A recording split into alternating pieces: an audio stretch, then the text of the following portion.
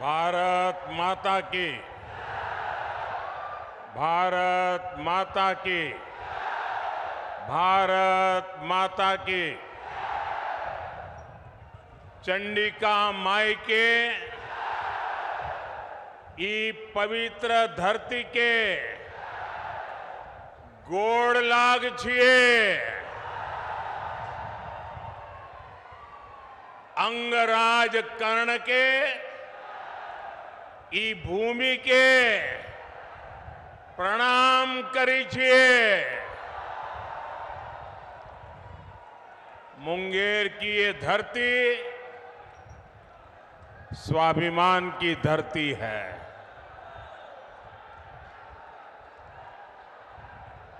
विरासत की धरती है। इस क्षेत्र ने भारत की समृद्धि का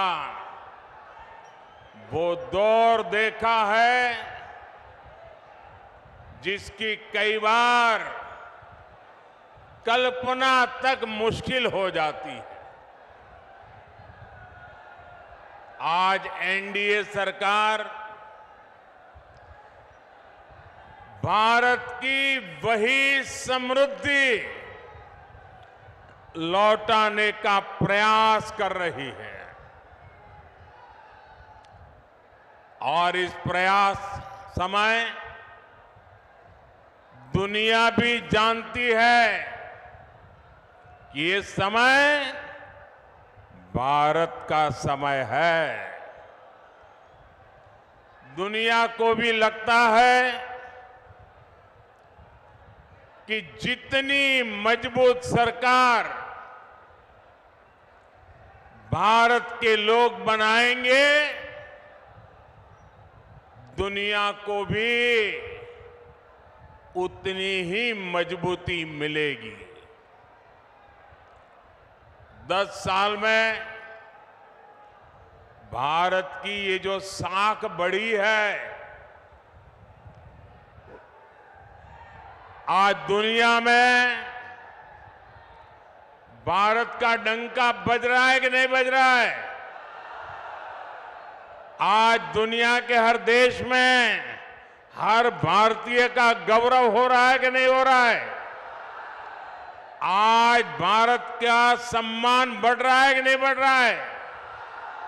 ये किसके कारण हुआ है? किसके कारण हुआ है? किसके कारण हुआ है? किसके कारण हुआ है? ये आपका जवाब गलत है। ये मोदी के कारण नहीं हुआ है। ये सब तो आपके एक वोट के कारण हुआ है। ये आपके वोट की ताकत है जिसने दुनिया में हिंदुस्तान का डंका बजा दिया है। आपने अपने वोट से पहली बार एनडीए की मजबूत सरकार बनाई, मोदी को आशीर्वाद दिया। आज जो दिख रहा है ना, वो आपके उस वोट का परिणाम है।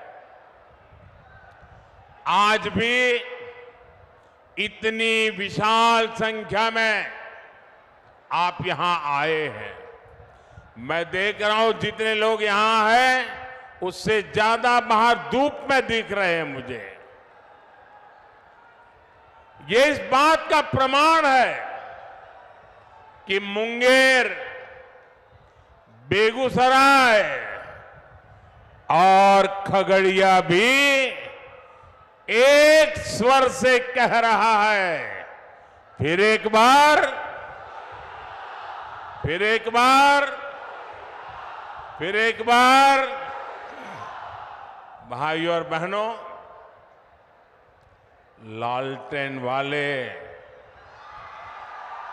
उस अंधकार युग में जो जंगल राज चलता था, उसको मुंगेर ने सबसे अधिक सहा है। पहले हर कोई यहां से पलायन के बारे में ही सोचता था, लेकिन नीतीश जी, जेडीयू, बीजेपी, इनके नेतृत्व में एनडीए सरकार ने लालटेन के उस अंधेरे से बिहार को बाहर निकाला है। बड़ी मेहनत करके बिहार को बाहर निकाला है। अब जब भारत तेजी से विकसित हो रहा है, तो बिहार के तेज विकास का भी यही समय है। साथियों, आज हम देश में वंदे भारत, अमृत भारत और बुलेट ट्रेन जैसी नई ट्रेनें चला रहे हैं। ये सिर्फ आधुनिक सुविधाएं भर नहीं है। आज हम पटरी से लेकर ट्रेन के इंजन और डिब्बे तक भारत में ही बना रहे हैं। इतना ही नहीं, हम दुनिया के और देशों में, विदेशों में भी बेच रहे हैं। इससे आने वाले समय में बिहार के रेल कारखानों को भी बहुत लाभ होने वाला है। हम भारत को दलहन और तिलहन में भी आत्मनिर्भर बनाने का संकल्प लेकर चले हैं। इसके लिए आने वाले 5 साल में मिशन मोड पर काम होगा। ऐसे में दलहन के कटोरे के रूप में इस क्षेत्र के किसानों की भूमिका और बड़ी होने जा रही है। साथियों, आज बिहार में इस चुनावी जंग में जो लड़ाई चल रही है, एक तरफ एनडीए का मॉडल है, दूसरी तरफ इंडी गठबंधन का मॉडल है। इंडी गठबंधन का मॉडल है तुष्टीकरण, अपीजमेंट, जबकि हमारा मॉडल है संतुष्टीकरण। हरेक को संतुष्ट करना, कोई छूट न जाए। जिसके हक का है उसको उसका हक मिलना चाहिए। हमने माताओं बहनों को टॉयलेट, गैस, बिजली, पानी का सुविधा दी। हमने मुफ्त राशन और मुफ्त इलाज की गारंटी दी। और कभी किसी को ये नहीं पूछा कि तुम्हारा धर्म क्या है, तुम मंदिर जाते हो कि मस्जिद जाते हो, तुम्हारी जात क्या है। हमने तो कहा जो इसका हकदार है उनको सबको मिलेगा, और यही सच्चा सेक्युलरिज्म है, यही सच्चा सामाजिक न्याय है। हमने गरीबों के पक्के घर बनाए, वो भी माताओं बहनों के नाम किए। लेकिन इंडी गठबंधन अपनी पूरी ताकत सिर्फ और सिर्फ तुष्टीकरण पर लगा रहा है।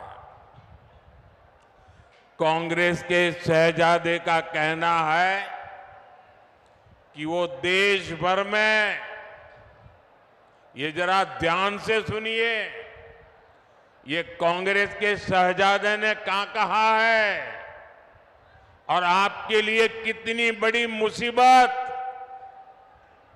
वो लाने वाले हैं, ये जरा समझने की जरूरत है। कांग्रेस के शहजादे ने कहा है कि देश भर में हर परिवार की उसकी कमाई का, उसकी मिल्कत का, उसकी प्रॉपर्टी का सर्वे करेंगे। परिवार के पास क्या होता है? कुछ छोटी मोटी बचत होती है, छोटी मोटी गुमटी, दुकान, मकान होता है। हमारी बहनों के पास कुछ जेवर गहने होते हैं और स्त्री धन तो हमारे यहां बहुत पवित्र माना जाता है, मंगलसूत्र होता है। भ्रष्टाचार करके लोगों को तबाह करने वाली कांग्रेस की बुरी नजर अब आपकी संपत्ति पर पड़ गई है।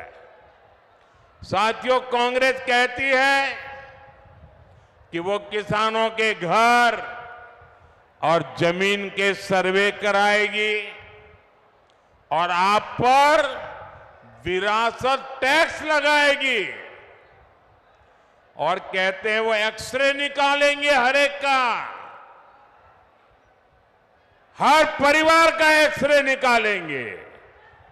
यानी आप अपनी पूरी संपत्ति, आज तो आपके पास जो भी है, मरते समय आप अपने बच्चों को दे देते हैं।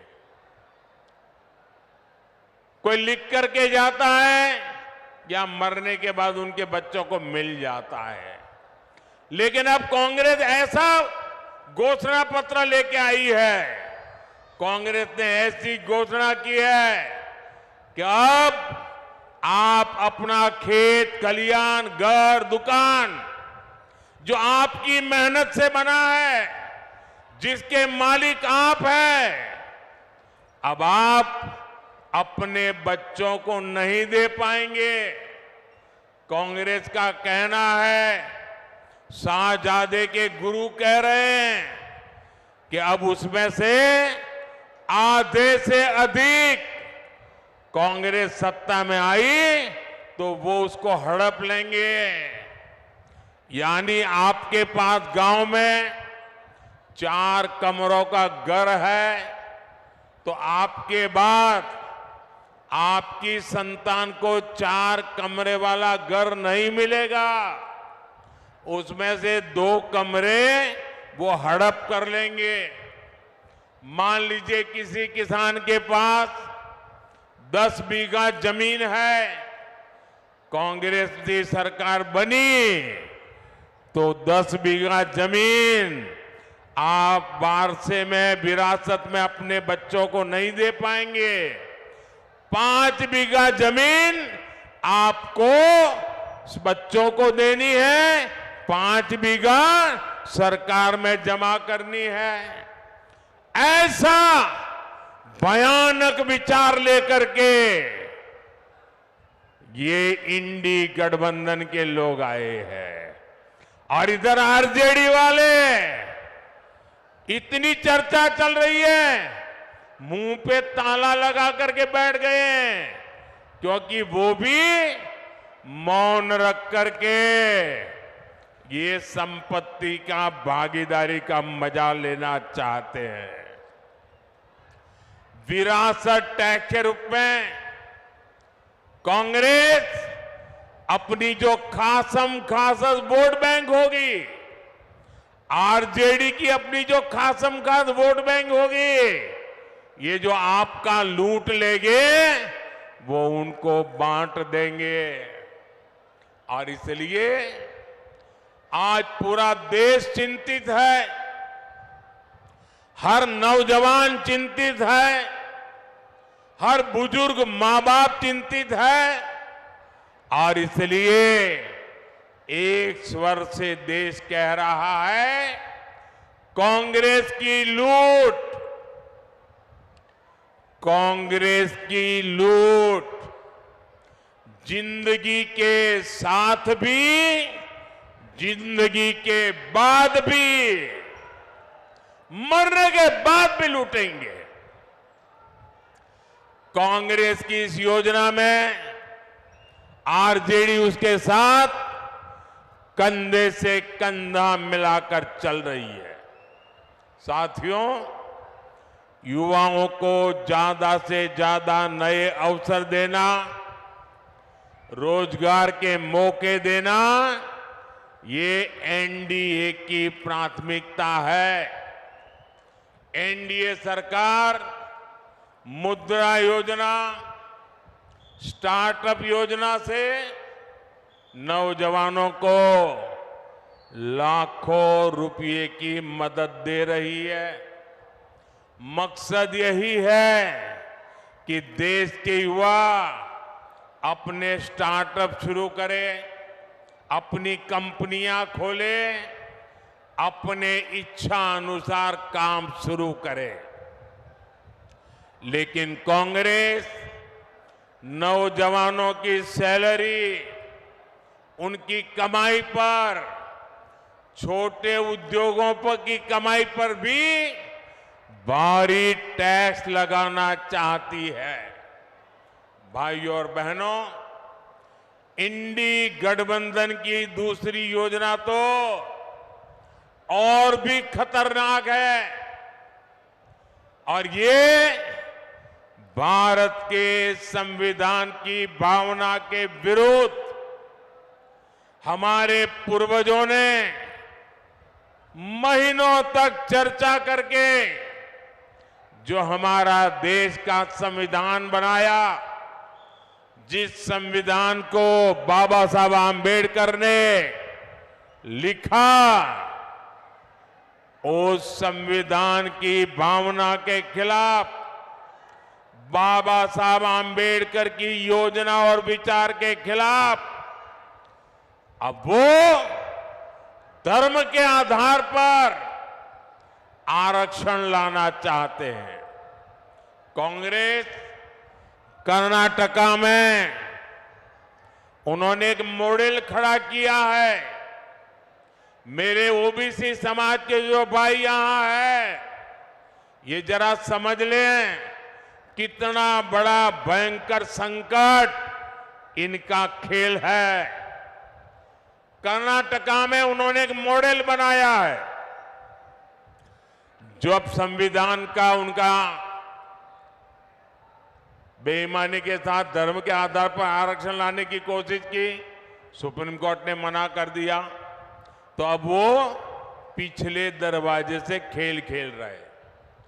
और इसलिए उन्होंने क्या किया, कर्नाटका में ओबीसी को जो 27% आरक्षण संविधान ने दिया है, बाबा साहब आंबेडकर ने दिया है, भारत की संसद ने दिया है, उन्होंने क्या किया, रातों रात कर्नाटका में जितने भी मुसलमान समाज के लोग हैं, जरूरी नहीं है वो अगड़ा हो पिछड़ा हो, कुछ भी नहीं, सबके सब रातों रात एक कागज निकाला, ठप्पा मार दिया और कह दिया कि सारे के सारे मुसलमान ओबीसी है। और उसका परिणाम यह आया कि ओबीसी समाज का जो 27% का आरक्षण था, उसका बहुत बड़ा हिस्सा उन्होंने धर्म के नाम पर दे दिया। ओबीसी समाज का आरक्षण उन्होंने काट दिया। अब यही काम वो पूरे देश में करना चाहती है। बिहार में भी ये इनकी कर्नाटका जी फॉर्मूला है। वो इंडी गठबंधन वाले यादव हो, मंडल हो, कुर्मी हो, कुशवाहा हो, निषाद हो, ऐसी जितनी भी पिछड़ी जातियां हैं उनको जो आरक्षण मिला है अब वो उसमें से डाका डालेंगे, लूट लेंगे और धर्म के नाम पर बांट देंगे, अपनी वोट बैंक को देना चाहते हैं। और इसमें भी कांग्रेस को आरजेडी का पूरा साथ मिल रहा है। ओबीसी का हक लूटने के खेल चल रहे हैं और आरजेडी वाले तालियां बजा रहे हैं। लेकिन ये लोग कान खोलकर सुन ले, जब तक मोदी है तब तक ये एससी, एसटी, ओबीसी का हक छीनकर धर्म के आधार पर नहीं बांट पाएंगे। और ये मोदी की गारंटी है।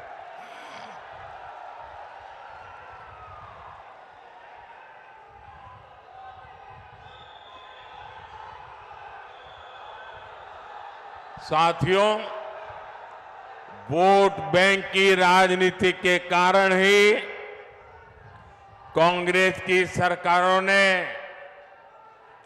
हमारी हजारों वर्षों की समृद्ध विरासत की सूध नहीं ली। आज जब मैं गर्व के साथ पूरी दुनिया में जाकर कहता हूं कि भारत लोकतंत्र की जननी है, तो ये आरजेडी, कांग्रेस, लेप वाले मेरे देश की मजाक उड़ाते हैं। ये मजाक सिर्फ मोदी का नहीं है, बल्कि बिहार के महान लोकतांत्रिक इतिहास का मजाक है। बीते 10 वर्षों में हमने अपनी विरासत, अपनी धरोहर को फिर विश्व पटल पर स्थापित किया है। गुलामी की मानसिकता से गिरे गए लोग अब चाहकर भी इस नए भारत को बदल नहीं सकते। आप देखिए, दिल्ली में G20 सम्मेलन के दौरान हमने हमारे देश की, बिहार की महान विरासत, नालंदा विश्वविद्यालय के गौरवमय इतिहास को दुनिया के सामने रखा। आज दुनिया के जो जितने G20 के बड़े नेता हैं, उनके घर में नालंदा के उस विश्वविद्यालय के साथ फोटो है। एनडीए भारत को 21वीं सदी के वैश्विक ज्ञान का केंद्र बनाने के लिए समर्पित है। मुंगेर में विश्व का सबसे बड़ा योग का विद्यालय है। पद्मश्री पूज्य स्वामी निरंजनानंद सरस्वती जी के प्रयासों से पूरे विश्व से लोग यहां योग सीखने आते हैं। लेकिन गुलामी की मानसिकता से भरे दलों ने तो हमारे योग तक को विदेशियों के हवाले कर दिया था। आज पूरी दुनिया जून के महीने में अंतर्राष्ट्रीय योग दिवस मनाती है। उसे मुंगेर को, बिहार को गर्व होना बहुत स्वाभाविक है। साथियों, अब भाजपा ने योग और आयुर्वेद को वैश्विक बनाने के लिए बड़ी घोषणाएं की हैं। एनडीए सरकार योग और आयुर्वेद के लिए विश्व स्तर पर मान्यता देने की, प्रमाण पत्र देने की व्यवस्था स्थापित करेगी। एनडीए सरकार दुनिया के लिए योग और आयुर्वेद के प्रमाणित पाठ्यक्रम बनाने के लिए इससे जुड़े संस्थानों को मदद देगी। इससे योग और आयुर्वेद सेक्टर में हमारे नौजवानों के लिए पूरी दुनिया में अवसर बनेंगे। साथियों, मोदी का एक और मिशन भारत को हमारे छोटे किसानों के मोटे अनाज श्री अन्न को दुनिया में घर घर पहुंचाने का है। बिहार में हमारे किसान बड़ी मात्रा में श्री अन्न उगाते हैं। ये देश के करोड़ों छोटे किसानों की कमाई को कई गुना बढ़ाने वाला है। भाई और बहनों, यहां इस क्षेत्र में तो साक्षात माता सीता जी के निशान है। 500 साल बाद अयोध्या में प्रभु राम का भव्य मंदिर बना है।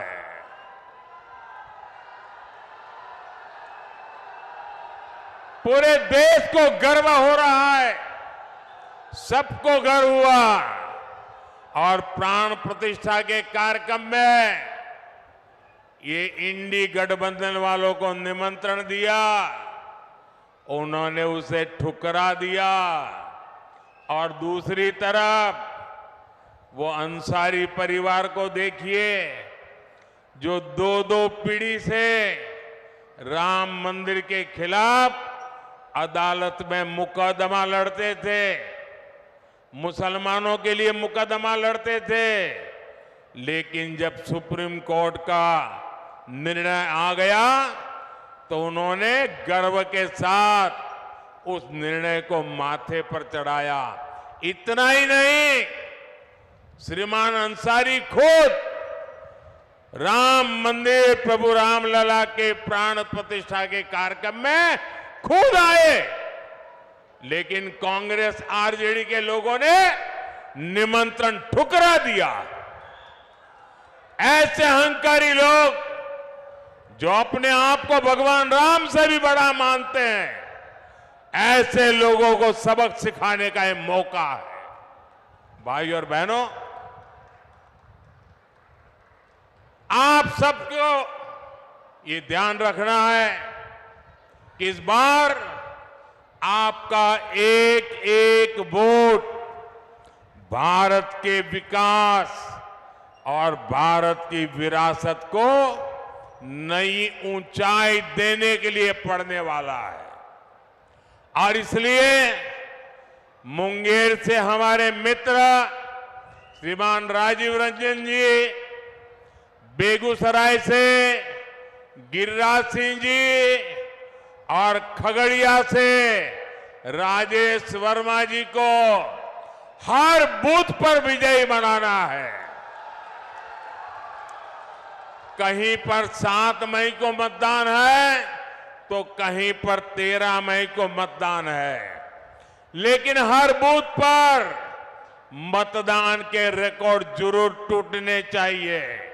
टूटेंगे, घर घर जाएंगे, ज्यादा से ज्यादा मतदान कराएंगे, सुबह 10 बजे के पहले मतदान कराएंगे, पूरा कराएंगे। अच्छा, मेरा एक काम करेंगे,